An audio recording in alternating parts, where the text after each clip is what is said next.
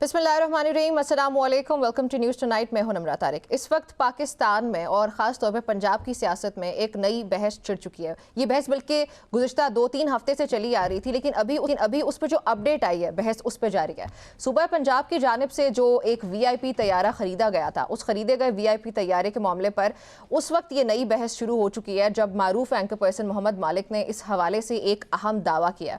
उनके मुताबिक पंजाब हुकूमत ने जो तकरीबन 11 अरब रुपए मालियत का गल्फ स्ट्रीम G500 तैयारा खरीदा है, उसके पायलट्स गैर मुल्की हैं और उनकी तनख्वाहें भी गैर मामूली तौर पर ज़्यादा बताई जा रही हैं। जो रिपोर्ट किया मोहम्मद मालिक साहब की, चूंकि ये खबर है, तो उनके मुताबिक एक पायलट की माहाना तनख्वाह $38,000 जबकि दूसरे पायलट की $32,000 है। उसके अलावा इन गैर मुल्की पायलट्स की 5 स्टार होटल में बोर्डिंग है, उनका रहना सहना है उनकी, और जो है उसके अलावा भी दीगर अखराजात भी हुकूमत पंजाब ही बर्दाश्त करेगी। उनके बकौल अगर सिर्फ 4 माह की तनख्वाहों का तखमीना लगाया जाए तो दोनों पायलट्स की मजमूई तनख्वाह तकरीबन 7 करोड़ 84 लाख रुपए ये बनती है। ये दावा सामने आने के बाद सोशल मीडिया और सियासी हलकों में इस मामले पर बहस मजीद तेज़ हुई। इस पर जो एक्सपर्ट्स हैं या तनकीद करने वाले लोग भी कह सकते हैं, नाक़दीन का ये कहना है कि अगर ये इदाद शुमार दुरुस्त हैं तो इससे ये जाहिर होता है कि तैयारी की ख़रीदारी सिर्फ इब्तदाई लागत तक महदूद नहीं, बल्कि उसके ऑपरेशन और अमले के अखराजात भी सरकारी ख़जाने पर एक मुस्तकिल बोझ बन सकते हैं। इससे पहले भी जब जहाज़ की ख़रीदारी की खबरें मंजर आम पर आई थी तो हुकूमत पंजाब की जानिब से गैर जिम्मेदाराना रवैया इख्तियार किया गया था, यानी कि पहले तो बताया ही नहीं कि हमने ये तैयारा ख़रीदा। फिर मीडिया पर जब एक तहलका मचा उसके बाद हुकूमत ने रिस्पॉन्ड तो किया, लेकिन वो रवैया भी गैर जिम्मेदाराना था और जिम्मेदारी कबूल नहीं की गई थी। जबकि इस बार भी जबकि एक और खबर सामने आई कि इनकी जो पायलट्स हैं वो पाकिस्तानी है ही नहीं और उनके अखराजात जो हैं, तो जब जहाज़ के पायलट्स की तनख्वाहें ज़ेर बहस आई हैं तब भी हुकूमत पंजाब की जानिब से कोई जिम्मेदाराना ऑफिशियल बयान सामने नहीं आ रहा। कुछ हद तक अज़मा बुखारी ने इसको ज़रूर रिपोर्ट किया और ये मोहम्मद मालिक साहब भी इसी को रिपोर्ट कर रहे हैं। पंजाब हुकूमत की जानिब से हाल ही में ये जो ख़रीदा गया तैयारा, इसके बारे में कुछ आपको अगर बैकग्राउंड भी बताऊँ तो ये जो ख़रीदे गए गल्फ स्ट्रीम G500 ये एक VIP तैयारे के हवाले से पहले ही माली और इंतजामी पहलों पर बहुत से सवालात उठाए जा रहे हैं। हुकूमती ज़राए के मुताबिक इस तैयारे के ऑपरेशन के लिए तकरीबन 86 करोड़ 15 लाख रुपए के इजाफी फंड्स की सप्लीमेंट्री ग्रांट की समरी भी तैयार की गई है। इस रकम में तैयारे की मेंटेनेंस हो गई, उसकी इंश्योरेंस हो गई, फिर उसके अलावा दीगर टेक्निकल प्रोग्राम्स हो गए, सब्सक्रिप्शंस, ये अखराजात सभी इसमें शामिल हैं। ज़राए ये भी रिपोर्ट करें कि पायलट्स और इंजीनियर्स की लाजमी तरबियत के लिए उन्हें अमरीका भेजा जाएगा, जबकि तैयारे के जो ऑपरेशनल प्रोग्राम्स हैं और जो सब्सक्रिप्शंस हैं उसके लिए ही तकरीबन 49 करोड़ 78 लाख रुपीज़ यानी कि 50 करोड़ के करीब ये फिगर है, ये इजाफी दरकार होंगे। उसके अलावा तैयारी की देखभाल के लिए मजीद चीफ मैकेनिक्स और एयरक्राफ्ट मैकेनिक्स की भर्ती भी मुतवक्की है। इस तरह ये मनसूबा सिर्फ एक मरतबा की खरीदारी तक महदूद नहीं रहता, बल्कि उसके साथ मुस्तकिल नौयत के ऑपरेशनल अखराजात भी जो हैं वो जुड़े हुए हैं, जो कि पंजाब हुकूमत पे ही आते हैं। एविएशन एक्सपर्ट्स या एविएशन ज़राए के मुताबिक पंजाब हुकूमत ने जो ये तैयारा ख़रीदा है वो अमरीकी रजिस्ट्रेशन N144SK का हामिल गल्फ स्ट्रीम G500 है, जिसकी कीमत तकरीबन 10 से 11 अरब रुपए के दरमियान है। फ़्लाइट हिस्ट्री के मुताबिक ये तकरीबन 7 साल पुराना तैयारा 28 दिसंबर को शुमाली अमेरिका से मिस्र के रास्ते लाहौर पहुँचा था। लाहौर पहुँचने के बाद ये तकरीबन 40 दिन तक अलामा इकबाल इंटरनेशनल एयरपोर्ट पर ग्राउंड रहा, जहाँ इसकी तज़ीन और आराइश और तकनीकी की तैयारियों का अमल मुकम्मल किया गया था। फिर बाद में इस तैयारे ने 6 फरवरी को लाहौर से मुल्तान के दरमियान पाकिस्तान में अपनी ये पहली परवाज़ उड़ी थी। जो दस्तावेज़ात हैं उनके मुताबिक इस तैयारे ने इब्तिदा में अपने रजिस्ट्रेशन नंबर के कॉल साइन के साथ परवाज़ें की, ताहम 10 से 12 फरवरी के दरमियान इसने पंजाब 2 के कॉल साइन के साथ लाहौर से कोयटा और फिर उसके बाद लाहौर से मियांवाली तक का सफ़र किया, यानी इंटरसिटी इसकी आप फ़्लाइट्स जो हैं वो रिपोर्ट हुई हैं। इसी कॉल साइन के तहत 16 फरवरी को लाहौर से सियालकोट और वापसी की परवाज़ें भी उड़ी गईं। गल्फ स्ट्रीम कंपनी की मालूमात के मुताबिक G500 एक long range luxury business jet है जो तकरीबन 1000 किलोमीटर फी घंटा की रफ्तार से परवाज़ कर सकता है और एक ही सफ़र में 8334 किलोमीटर तक का फासला तय करने की सलाहियत भी रखता है। इसमें तकरीबन 13 मुसाफिरों के बैठने की गुंजाइश है, जबकि तवील सफ़र के दौरान आराम की सहूलियात भी मौजूद होती हैं। आलमी मार्केट में इस तैयारे की नई कीमत तकरीबन $4.5 करोड़ तक बताई जाती है। ताहम इस खरीदारी के साथ ही सूबे में अवामी तरजीहात और वसाइल के इस्तेमाल पर एक बहुत बड़ी बहस, बल्कि ये खबर जब ब्रेक भी हुई थी तो जो पहली बहस ही बनी थी वो ये थी कि अवामी तरजीहात क्या है, पंजाब हुकूमत की प्रायोरिटीज़ क्या हैं। नाकदीन तो इस पर यह कहते हैं कि ऐसे वक्त में जब सूबे में गुर्बत की शरह बढ़ रही है मुसलसल, मुसलसल लाखों बच्चे स्कूल से बाहर हैं, आम आवाम जो है, आम शहरी, वो महंगाई के दबाव का सामना कर रहे हैं, तो सरकारी वसाइल का इस तरह बेदरीग इस्तेमाल वो अवामी तरजीहात के हवाले से संजीदा सवालात पैदा करता है।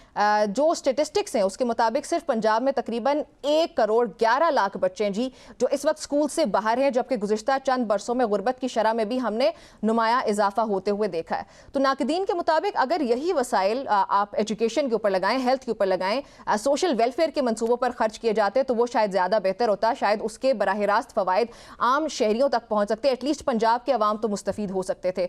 दूसरी जानिब हुकूमत पंजाब के तर्जुमान कौसर काज़मी जो हैं वो इस तनकीद को एक तरफा करार देते आ रहे हैं जब से ये मामला शुरू हुआ, जब से ये मैटर आया था मीडिया पे, तब से ही उनका कहना यह है कि दीगर सूबों में भी सरकारी तैयारे और हेलीकॉप्टर्स खरीदे गए हैं लेकिन उन पर इस तरह की तनकीद नहीं की गई। उनके मुताबिक अब जब तैयारा खरीद लिया गया है तो ये सूबे का एक असासा है जो सरकारी और इंतजामी उमूर में इस्तेमाल होगा। उन्होंने ये भी कहा कि सोशल मीडिया पर इस मामले को बढ़ा चढ़ाकर पेश किया जा रहा है और ये तासुर दिया गया कि तैयारा ज़ाती इस्तेमाल के लिए खरीदा गया, हालांकि ऐसा नहीं है। अच्छा, इसमें यह सवाल फिर बार बार उठता है कि अगर ये ज़ाती इस्तेमाल के लिए नहीं है तो फिर किस तरह से ये जो है उसको हुकूमत इस्तेमाल करेगी हुकूमती कार्रवाइयों के लिए, तो यहाँ पे ये क्वेश्चन ज़रूर रेज होता है। बहरहाल जी, हुकूमती मौक़िफ़ के मुताबिक मुस्तकबिल में एयर पंजाब, जिसके बारे में हमें दीगर कुछ मालूमात हासिल ही नहीं है अभी, मुस्तकबिल में एयर पंजाब के नाम से एक नई एयरलाइन शुरू करने का मनसूबा भी ज़ेर गौर है और इस हवाले से लाइसेंस और इजाज़तनामे हासिल किए जा चुके हैं। इम्कान ये जाहिर किया जा रहा है कि अप्रैल तक इस मनसूबे के बारे में मज़ीद तफसीलात भी सामने आ सकती हैं। ताहम सवाल मेरा अभी भी यहाँ पे अपनी जगह पे बरकरार रहेगा कि आया ऐसे मंसूबे वाकई इंतज़ामी कारकर्दगी को बेहतर बनाने के लिए ज़रूरी होते हैं या फिर ये हुक्मरानी के अंदाज और जो रियासती वसाइल होते हैं ना किसी भी हुकूमत के पास, किसी भी रियासत के पास, वो उसकी तरजीहात की अक्कास है। इसी तनाजुर में ये मामला सिर्फ एक तैयारी की खरीदारी का नहीं रहता। मैटर सिर्फ ये नहीं है कि एक तैयारा जो है वो एक हुकूमत की तरफ से एक ज़ाती सीएम के लिए जो है वो ख़रीदा गया, बल्कि इससे जुड़े जो माली वसाइल हैं या सियासी और समाजी पहलुओं का भी ये एक मैटर बन जाता है जिन पर बहस आइंदा भी जारी रहने का इम्कान है और ये बहस जारी रहनी भी चाहिए क्योंकि टैक्स पेयर्स मनी जो है वो ऑफकोर्स आवाम को पता होना चाहिए कि जब वो टैक्स अदा कर रहे हैं, जब उनके पैसे हैं उन पैसों पर हुकूमतें बनती हैं तो वो फिर उन पैसों से क्या करती हैं और वो अपनी ज़ाती आसाइशों के लिए क्या क्या कर रहे हैं और अवाम की बेहतरी के लिए क्या कर रहे हैं। अवाम को एक एक पैसे का जो है वो इल्म होना ज़रूरी होता है। तो उम्मीद तो अभी है कि पंजाब हुकूमत इस पर कोई रद्द अमल देगी और अवाम को बताएगी कि एयर पंजाब कहाँ से पहले बनी या नहीं बनी है और ये तैयारा पहले से ही आ गया है, तो ये एयर पंजाब के अंडर किस तरह से आ रहा है। तो ये बहुत से सवालात हैं बहरहाल इस टॉपिक से रिलेटेड जो कि आई एम श्योर कि पंजाब हुकूमत इस पर अब काम कर रही होगी। एक ब्रेक शामिल करते हैं और वापस आते हैं।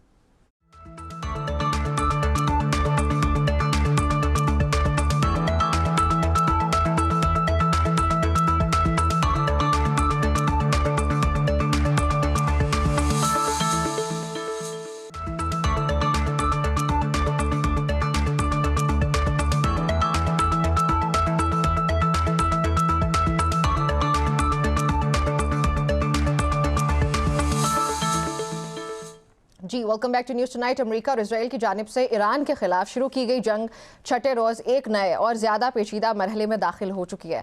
इब्तिदाई दिनों में इस जंग को ईरानी क़यादत, मिसाइल प्रोग्राम और स्ट्रेटेजिक अस्करी तनसीबात के खिलाफ एक महदूद और तेज़ रफ्तार मुहिम के तौर पर पेश किया गया था जिसका मकसद फैसला कुन ज़र्ब लगाना था। ताहम सिर्फ चंद दिनों के अंदर ही ये तासुर कमज़ोर पड़ता दिखाई दे रहा है।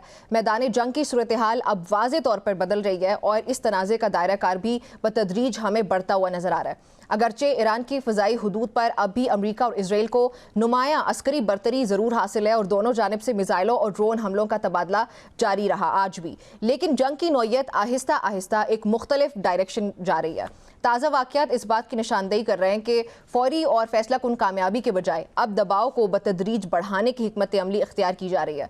अस्करी माहिरीन के मुताबिक जंग के इब्तदाई दिनों का मकसद एक दूसरे को शदीद धचका पहुँचाना था, मगर जो अब जंग है वो छठे रोज़ में दाखिल हुई तो छठे दिन तक आते आते ये जो लड़ाई है एक तवील और थका देने वाली जंग की शक्ल इख्तियार करती हुई हमें नजर आ रही है।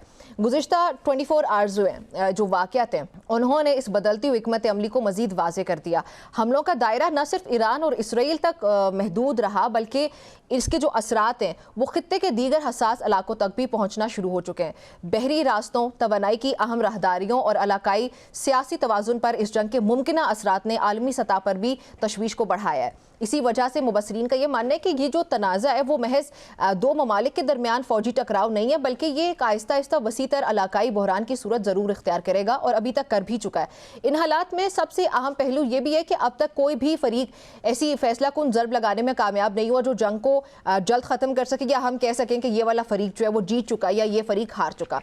इसके ऑपोजिट हर गुजरते दिन के साथ इस तनाज़े में नए जोग्राफिये, नए किरदार और नए ख़तरात भी शामिल होते जा रहे हैं, जिससे खदशा ये बढ़ रहा है कि मशरिक़ वस्ता की ये जंग जो आने वाले दिन हैं उसमें मज़ीद फैल भी सकती है, खुदा न ख्वास्ता, और आलमी सियासत और मईशत को बहुत से मसाइल का सामना करना पड़ सकता है। इसकी वजह से आज भी अगर हम देखें तो हम लोगों को दोनों तरफ से कार्रवाइयाँ नज़र आती हैं, ईरान की तरफ से भी और इसराइल की तरफ से, और दीगर ममालिक भी जो हैं वो इसका हिस्सा बनते जा रहे हैं डायरेक्टली और इनडायरेक्टली, और सफ़र करते हुए भी हमें पूरी दुनिया इस वक्त नजर आ रही है। ये तमाम तर मामलात है। इस पर बात करने के लिए प्रोग्राम में मुझे ज्वाइन किया air marshal retired Saeed Khan साहब ने, साथ ही ज्वाइन करें air marshal retired Shahid Akhtar और rear admiral retired Faisal Shah साहब। आप सबका बहुत शुक्रिया मुझे प्रोग्राम में ज्वाइन करने के लिए।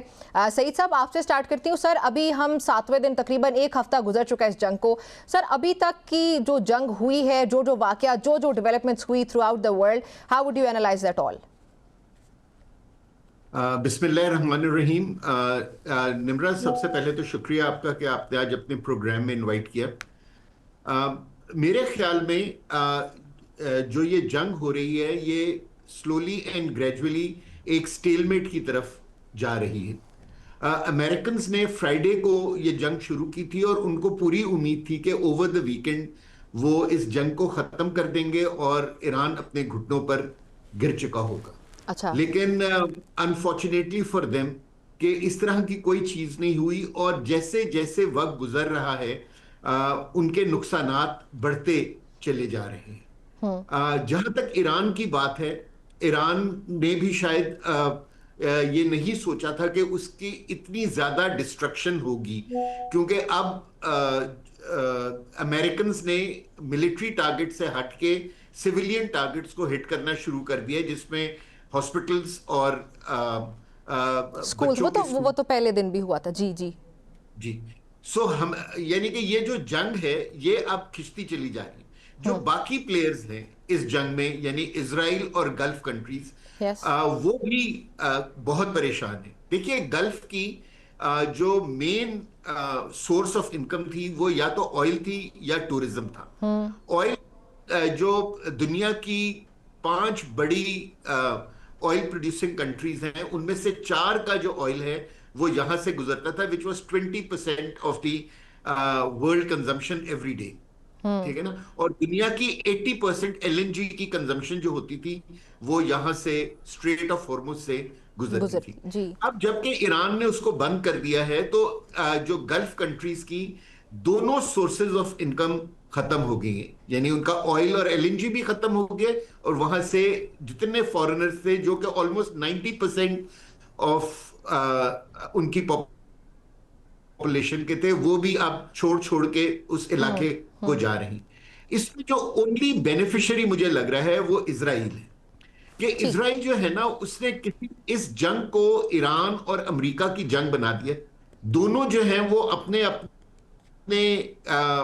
रीजंस की वजह से इस जंग को अब तूल दे रहे हैं, लेकिन जो बेनिफिट इसमें कर रहा है वो इजराइल है। कि अगर आप देखें कि 2 दिन पहले उन्होंने लबनान में अपनी फौजों को उतार दिया है और वो अब ग्रेटर इजराइल गेम की तकमील अब करना शुरू हो गई।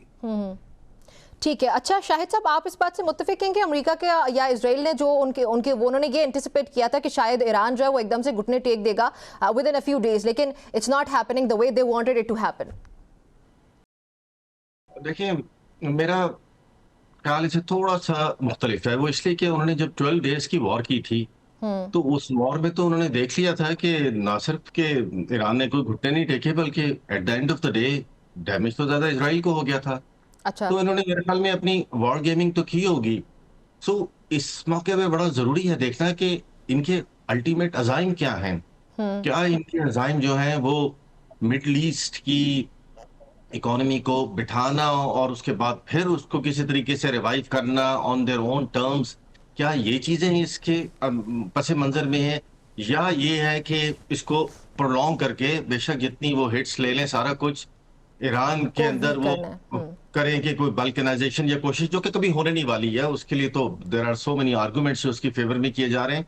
और आप देखें द वर्स्ट पार्ट इज कि ये इसको एक रिलीजियस वॉर का रंग देने की कोशिश कर रहे हैं, और इसका स्टार्ट जो है वो जो सेक्रेटरी वॉर है पीट हेग्सेथ ने किया है, यस जब यस उन्होंने यस। प्रोफेटिक डिल्यूजन्स की बात की थी, और जो 3 टैटूज उन्होंने बनवाए हुए हैं जिसको वो डिस्प्ले करते हैं, एक ज्यूडिज्म रिप्रेजेंट करता है, एक क्रिश्चियनिटी, और एक पे काफिर लिखा हुआ है। और अभी देखें ये टकर कार्लसन ने अभी बताया है कि उन्होंने एक्सपोज किया है, एक रबी है यूसुफ मिजराची, जिसने कहा है कि मस्जिद अक्सा पे एक मिसाइल मार दें और फिर ये प्रूव करें कि ये ईरान ने किया, और उसके बाद इस पे जो थर्ड टेम्पल है वो बना लें। यस। सो और फिर आप देख रहे हैं कि किस तरह व्हाइट हाउस में वो उन्होंने पूरी सेरेमनी की है जिसमें वो रिलीजियस किस्म की। सो ये एक डिफरेंट रंग देने की कोशिश कर रहे हैं, लेकिन वो रंग एक्चुअल रंग है, एक्चुअली जो उनके दिल की आवाज है ये वो आ रही है। अब it's responsibility of the Muslim world कि वो इन चीजों को समझें, और कि किस तरह अपने अंदर इत्तेफाक रखना है, और किस तरह ये अब हमें सपोर्ट करना है ईरान को, और against all the negative propaganda जो ईरान के खिलाफ किया जा रहा है, और उसको और जो अरब और गल्फ पॉपुलेशन है उसके दरमियान में स्प्लिट पैदा करने की कोशिश की जा रही है, जो अगेन फिर टकर कार्लसन ने बताया था कि सऊदीया की जो इंस्टॉलेशन हिट हुई है वो मुसाद ने करवाई हैं, यस। और जो साइप्रस पे भी अटैक हुआ है वो भी ईरान से नहीं आया है। यस। सो ये डेब्रिस जो गिरती हैं उसको वो कन्वर्ट कर देते हैं कि ये ईरान अटैक कर रहा है। ईरान तो रोज ये जस्टिफिकेशन भी यानी दे कि रहा है। इजराइल की तरफ से फॉल्स फ्लैग्स किए जा रहे हैं, और आपको लगता है कि आइंदा आने वाले दिनों में ये जंग जो है वो बढ़ेगी? फैसल साहब, आपकी क्या राय है? हम सब तो ये सोच रहे हैं, खुदा न ख्वास्ता दिल तो किसी का भी नहीं है, लेकिन ये जंग जो है हमें फैलती हुई नजर आ रही है, और ना सिर्फ ईरान तक रहेगी बल्कि खित्ते के दूसरे ममालिक को भी directly and indirectly both ways वो उसको घेरेगी। जी बहुत शुक्रिया नम्रा मुझे प्रोग्राम में लेने का। देखिए थोड़ा सा मैं अगर लीगल टर्म्स में बात करूं तो Please. 2 टर्मिनोलॉजीज होती हैं, एक कहते हैं जूस एट बेलम और एक कहते हैं juice in bellow. Okay.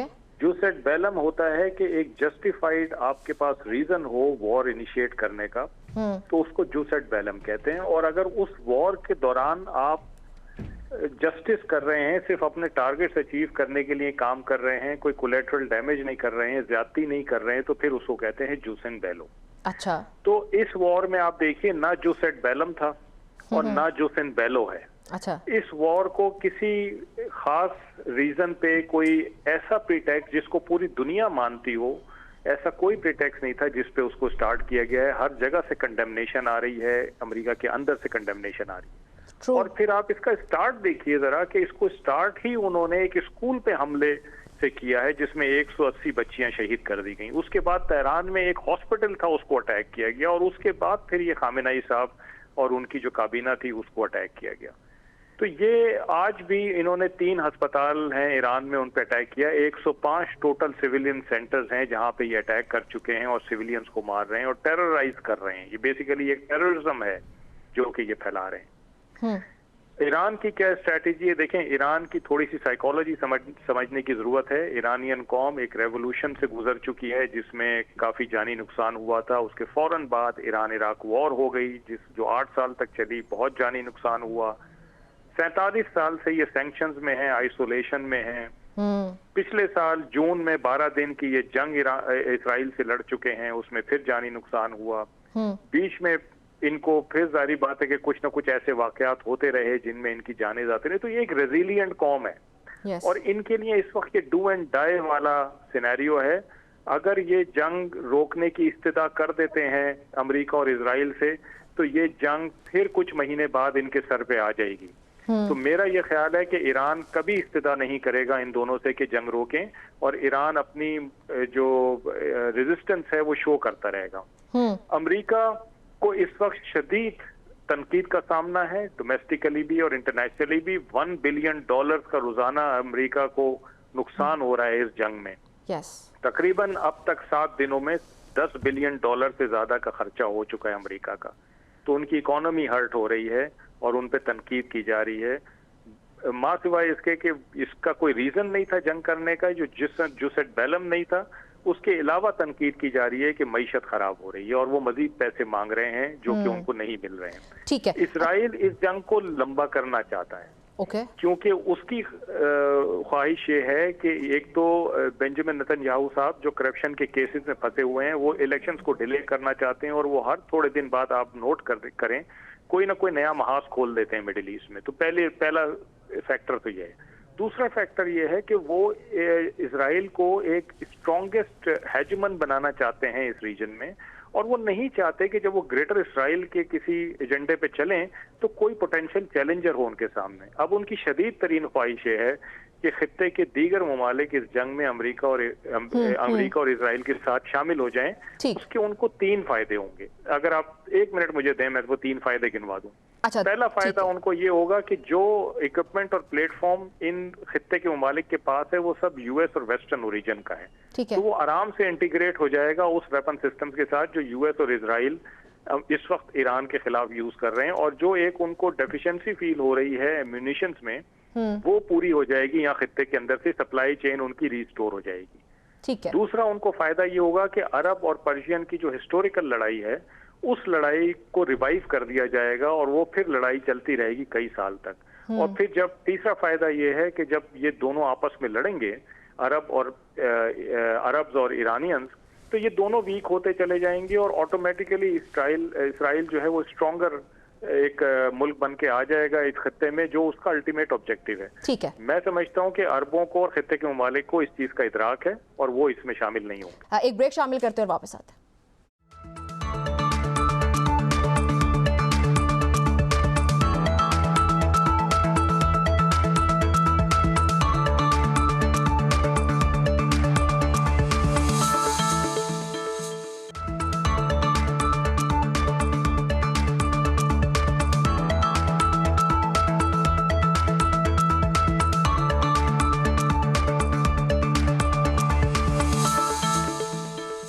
Ji, welcome back to News Tonight. Saeed साहब, ये बताएं कि ईरान का जो multi layered air defence system है वो मॉडर्न अमेरिकन और इजरायली फ़िज़ाई ताकत के मुकाबले में किस हद तक मुअस्सर साबित हो सकता है?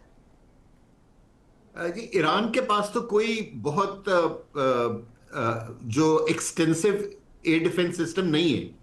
उनके पास जो भी रेडार्स और एंटी आप कहें कि बैलिस्टिक मिसाइल सिस्टम्स है वो उनके रूडिमेंट्री जो पुराने रशियंस हैं और क्या कहते हैं उन्होंने लोकली डेवलप किए हैं। ये जरूर है कि जो ईरान जो अपने अब multi range ballistic missiles launch कर रहा है और ड्रोन्स लॉन्च कर रहे हैं, they are becoming effective against the Iron Dome जो कि गल्फ कंट्रीज में वेस्टर्न कंट्रीज ने दिया था या इजराइल के पास वो air defence anti air defence system था।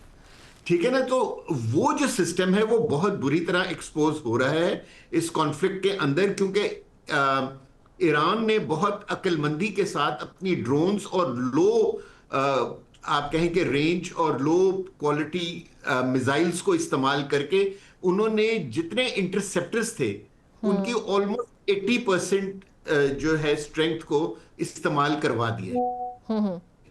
आप इसी में देखें कि जब हमने जून 2025 में लेट्स से हमने देखा था कि तकरीबन 18 to 20% मिसाइल्स जो थे वो आयरन डोम को तोड़ के गुजर गए थे, लेकिन अगर आप आज देखें कि 7 डेज के बाद इजराइल के ऊपर तकरीबन 32% मिसाइल्स जो हैं वो बीट कर रहे हैं उस आयरन डोम को और वो वहां पहुंच रहे हैं।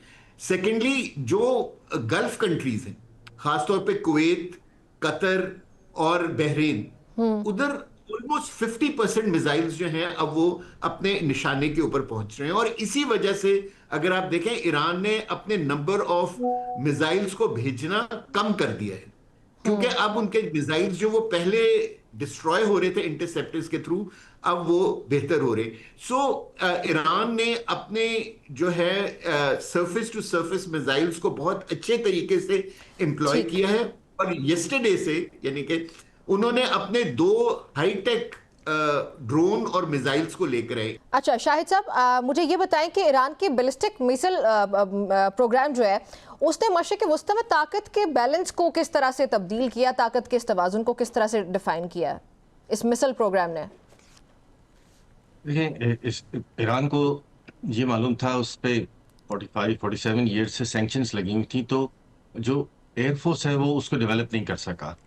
और जहाज बनाना भी टेक्नोलॉजी के हिसाब से बहुत मुश्किल काम है, तो उसके पास सिर्फ ऑप्शंस जो थी वो मिसाइल और ड्रोन टेक्नोलॉजी की थी, और उसने उसी पे काम किया। और सब जानते हैं कि और उसमें वो सरप्राइजिंगली बहुत आगे निकल गया है दुनिया के बहुत सारे ममालिक से। मतलब आप ये देख लें कि उसके ड्रोन्स रशिया ने मांगे थे अभी यूज करने के लिए यूक्रेन यस वॉर में। यस सो इससे अंदाजा हो जाता है, और सुना है कि वही टेक्नोलॉजी वही ड्रोन्स अमेरिका में भी बनने शुरू हो गए थे।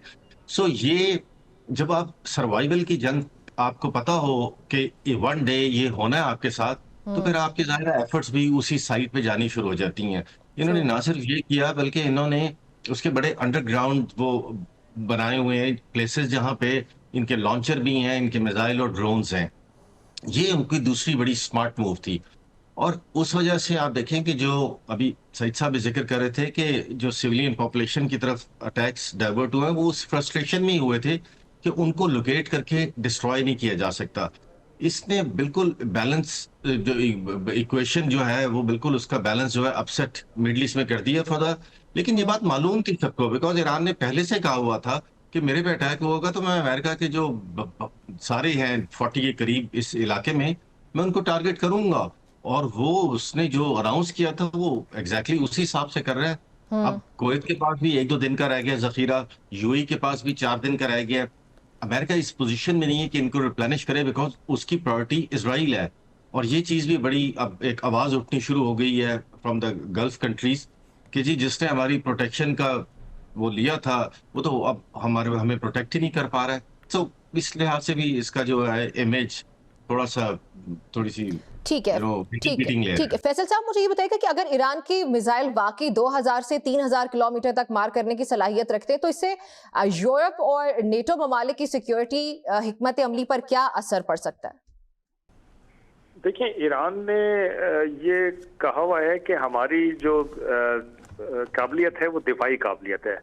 300 साल से ईरान ने किसी पे जारियत नहीं की है। 5000 साल पुरानी उनकी एक तारीख है जिसमें उन्होंने इस खित्ते पे रूल भी किया हुआ है। तो उनका एक मिजाज है डिफरेंट, उनका एक कल्चर है डिफरेंट, और उस कल्चर में जारियत का कोई अमल दखल नहीं है। लेकिन जो जारियत करता है उसको वो जवाब जरूर देते हैं और भरपूर जवाब देते हैं। तो उनकी जो दिफाई सलाहियत है वो बारहा कह चुके हैं, बरमला कह चुके हैं कि किसी को इससे डरने की जरूरत नहीं है। और आपने देख लिया कि पिछले साल भी जून 2025 में जब तक इजराइल ने अटैक नहीं किया था, ईरान ने अटैक नहीं किया। इस दफा भी ईरान बातचीत कर रहा था, और उसके आज जुम्मा है, आज फाइनल एग्रीमेंट साइन होना था, लेकिन उसके बीच में इजराइल ने अटैक कर दिया, फिर ईरान ने जवाब दिया। तो उनकी सलाहियत दिफाई है और वो उसको अपने दिफा में ही यूज कर सकते हैं। लेकिन जब दिफा करते हैं तो जाहिर बात है, जैसे मैंने पहले बताया कि वो जिन जिन मराइल से गुजरे हैं, वो एक बड़ी रेजिलियंट कौम है, और वो इसको मंतकी अंजाम तक लेकर जाएंगे, लड़ेंगे, और वो कभी नहीं घुटने टेकेंगे। ये मुझे उनके बारे में पता है। ठीक हो गया। सईद साहब, शाहिद साहब, फैसल साहब, आप सबने मुझे ज्वाइन किया प्रोग्राम में, बहुत शुक्रिया मुझे ज्वाइन करने के लिए। नाज़रीन, गुफ्तगू आपने सुनी। आज की न्यूज़ टुनाइट से इतना ही। मुझे इजाज़त दीजिए, कल मुलाकात होती है। अल्लाह हाफ़िज़।